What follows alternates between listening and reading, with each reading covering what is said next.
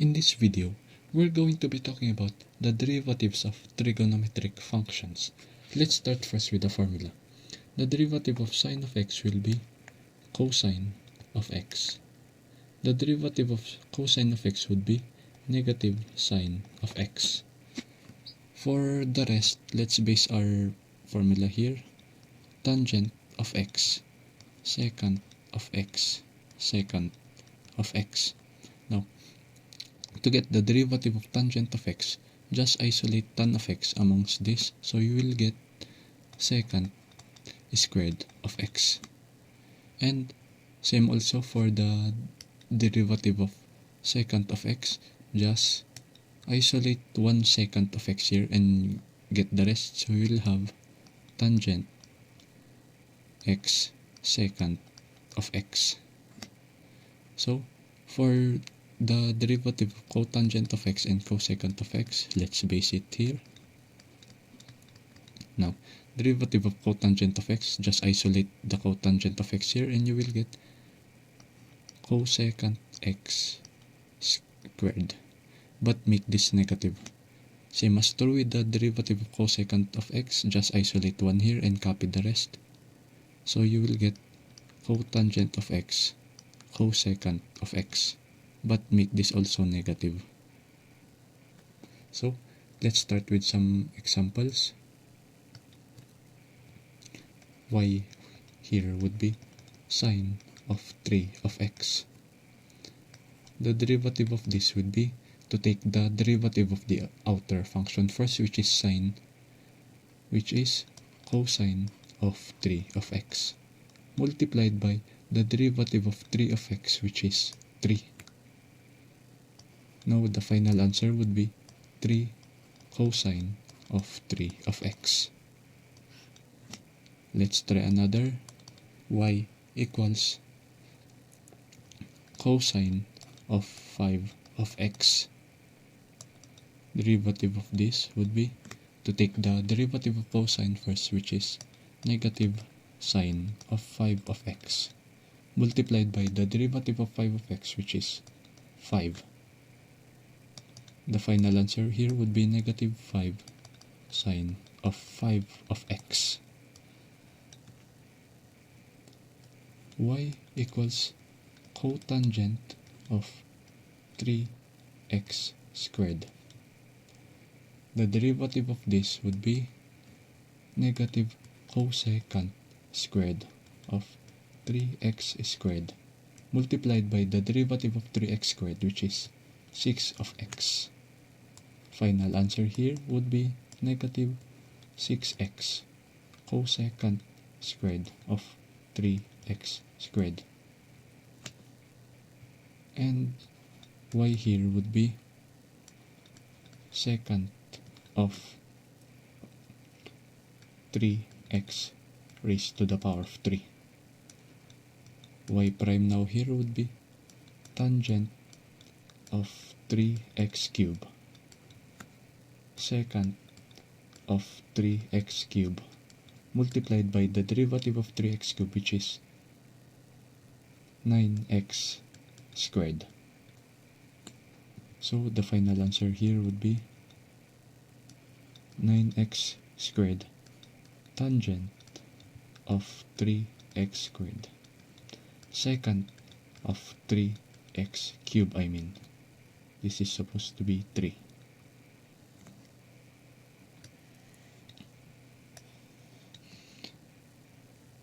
As you can see on these solutions, it's basically just like sine of x, wherein 3x here would be the x based on the formula. Same as true with secant, this is basically secant of x, wherein 3x cube here would be x. So this is basically tangent of x, secant of x. This is true in all of these solutions. Let us try this example where you have to use chain rule twice. Y equals secant raised to the power of 3 of 3 of x. Rearrange this. This is basically secant of 3 of x raised to the power of 3. Now, y prime now here would be to take the derivative of the outer function first, which is raised to the power of 3. So, based on the power rule, you will get 3 secant of 3x. And 3 minus 1 will be 2.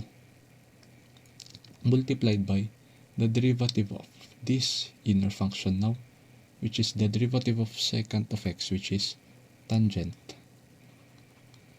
of 3 of x secant of 3 of x.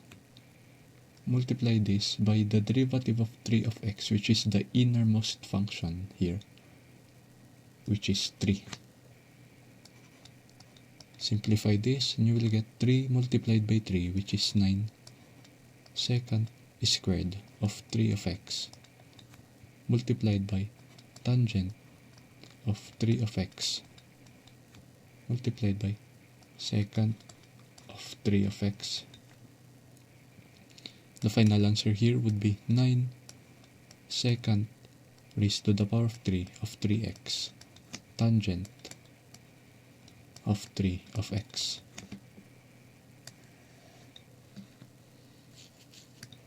Now, let's try this example. Y equals cosecant raised to the power 4 of 2x. Let's try to solve this using a different method. So, rearrange this first. Cosecant of 2x raised to the power of 4. Now, let cosecant of 2x here be u. So, this is basically like u raised to the power of 4. So, y prime now here would be, using power rule, you will get 4u raised to the power of 3. So, 4u raised to the power of 3 multiplied by the derivative of the inner functions now, which is the derivative of cosecant of 2x is negative cotangent of 2x cosecant of 2x multiply by the derivative of the innermost function, which is 2x, which will be 2. Y prime now here would be 4 multiplied by 2 is 8, and just resubstitute u back into its original form, so you will get cosecant 2x raised to the power of 3 multiplied by negative cotangent of 2x cosecant of 2x. The final answer here would be negative 8 cosecant of cube of 2x of cotangent of 2x cosecant of 2x. So, the final answer here would be negative 8 cosecant raised to the power 4 of 2x multiplied by cotangent of 2 of x. Let's try one last example of that. Y equals sine raised to the power of 3 of 5x plus 1. Now, y prime now here would be to take the derivative of the raise of that to the power of 3, which is 3 sine of 2 of 5x plus 1 multiplied by the derivative of sine would be cosine of 5x plus 1 multiplied by the derivative of 5x plus 1, which is 5. The final answer would be 15 sine squared of 5x plus 1 multiplied by cosine of 5x plus 1. Y equals cosecant of 2x minus cotangent of 2x. Y prime here would be, take the derivative of cosecant first, which is negative cotangent of 2x cosecant of 2x multiplied by the derivative of its inner function, which is 2, minus, to take the derivative of cotangent, which is negative cosecant squared. Negative cosecant squared of 2x multiplied by derivative of 2x, which is its inner function, which is 2. Simplify this, you will get negative 2 cotangent of 2x cosecant of 2x multiplied by, since this is negative and negative, so it will be positive 2 cosecant squared of 2x. Rearrange this if you want based on the textbooks, as you will put the one with the most power to the very front, so you will get 2 cosecant squared of 2x minus 2 cotangent of 2x cosecant of 2x. Let's try this example. This will be a mix of product rule and chain rule. Formula for product rule would be derivative of u multiplied by v will be u multiplied by the derivative of v plus v multiplied by the derivative of u, or this will be simply u multiplied by v prime plus v multiplied by u prime. So let's start. Sine of x multiplied by the derivative of cosine squared of x. The derivative of cosine squared of x would be 2 cosine of x multiplied by the derivative of cosine of x, which would be negative sine of x, and the derivative of x will be simply 1. So the final answer would be 2 cosine of x multiplied by negative sine of x. So plugging this in, you will get 2 cosine of x multiplied by negative sine of x.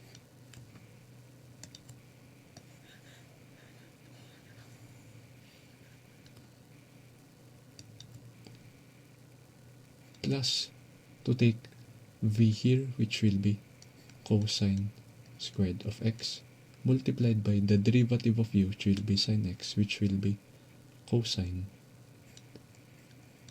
of x. By the way, in this case, sine of x here will be u, and cosine square x here is v. So simplifying this, you will get negative 2 sine squared x cosine of x plus cosine raised to the power of 3 of x. Just alternate this, you will get cosine raised to the power of 3 of x minus 2 sine squared of x cosine of x. Now, let's try cosine raised to the power 4 of x minus sine raised to the power 4 of x. Derivative of cosine of 4 of x will be 4 cosine raised to the power of 3 of x multiplied by the derivative of cosine will be negative sine, and the derivative of x is simply 1, so no need to put it, minus take the derivative of sine raised to the power 4 of x, which will be 4 sine raised to the power of 3 of x multiplied by the derivative of sine, which will be cosine of x.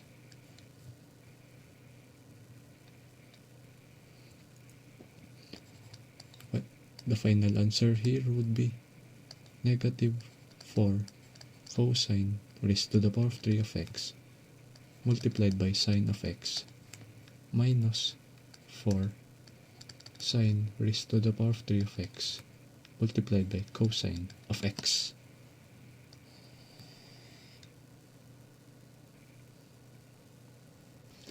Let's try this. Y equals secant squared of x minus tangent squared of x.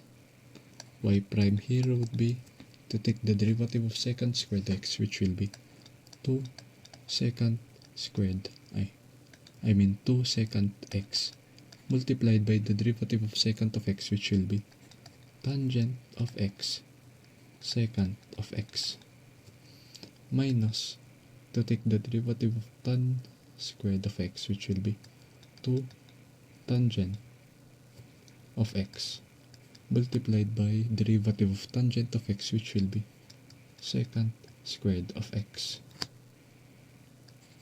Final answer here would be 2 secant squared of x tangent of x minus 2 secant squared x tangent of x, which will basically be 0.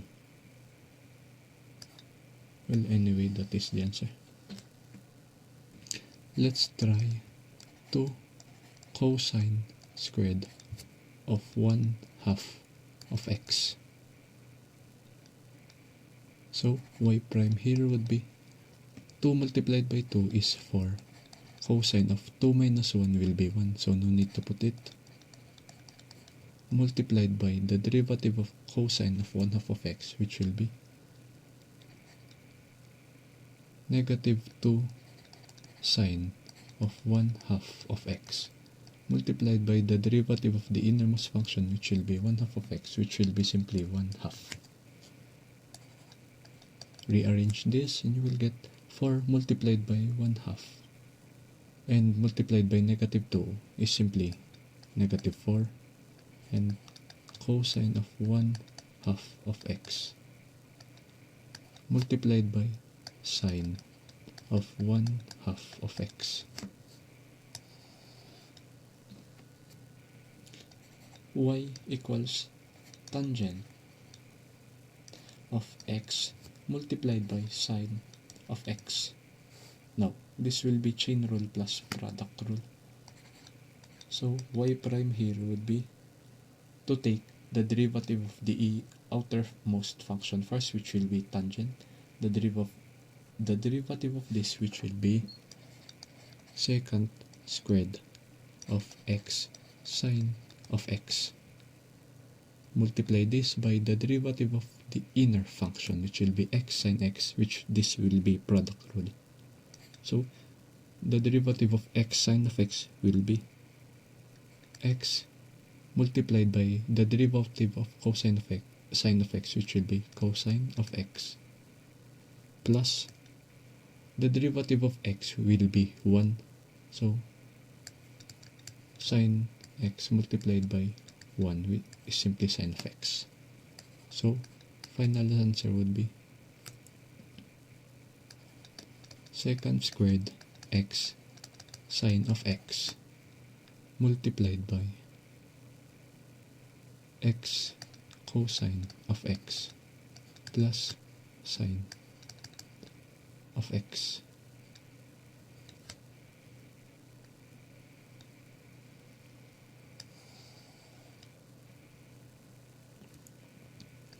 Y equals 1 plus sine raised to the power 4 y raised to the power of 3/2. Now, y prime here would be to take the derivative of the outermost function, which will be raised to 3 halves. So 3 halves of 1 plus sine fourth of y. And 3 halves minus 1 will be 1 half. Multiplied by the derivative of the inner function, which will be 1 plus sine raised to the power 4 of y. Derivative of 1 is simply 0, so focus on taking the derivative of sine raised to the power 4 of y, which will be 4 sine of y raised to the power of 3, multiplied by derivative of sine of y is cosine of y. And derivative of y is simply 1, so no need to put it. Final answer here would be 4 multiplied by 3 halves is 12 over 2, which is 6. 1 plus sine raised to the power 4 of y raised to the power of 1 half multiplied by sine raised to the power of 3 y cosine of y.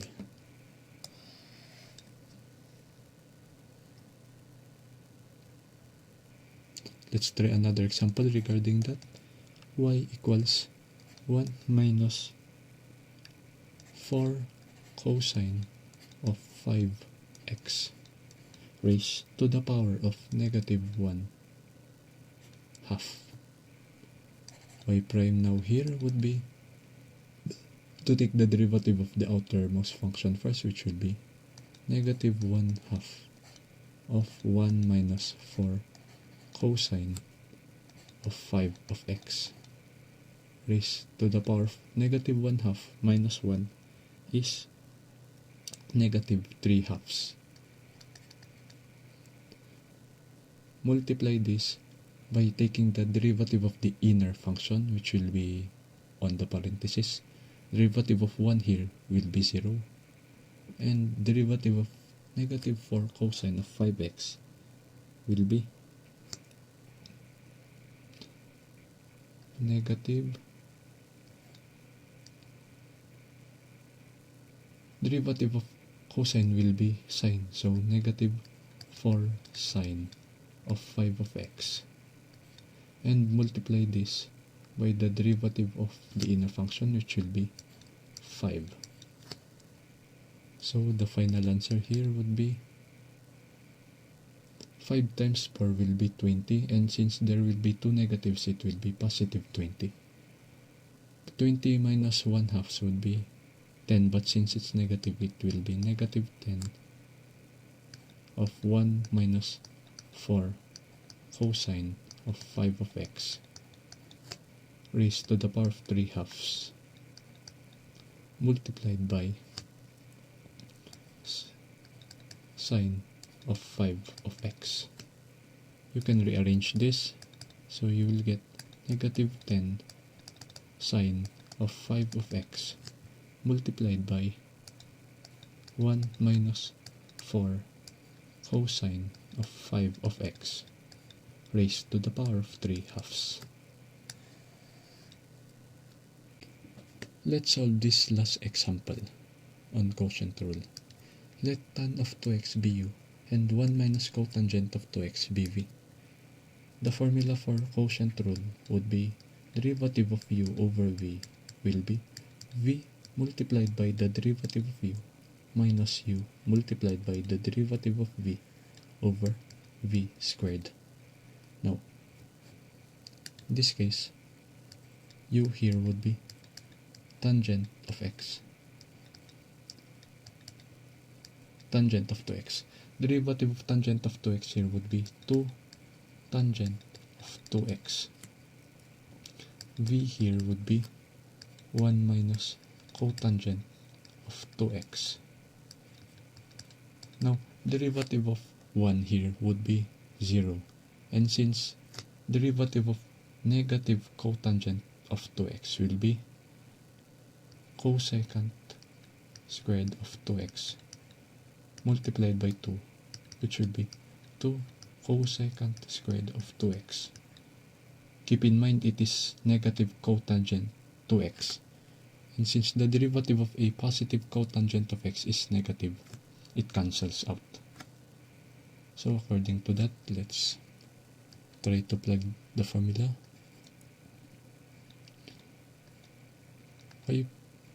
Y prime would be v, which is 1 minus cotangent of 2x multiplied by derivative of u, which will be 2 tangent of 2x. Let's erase this for a bit.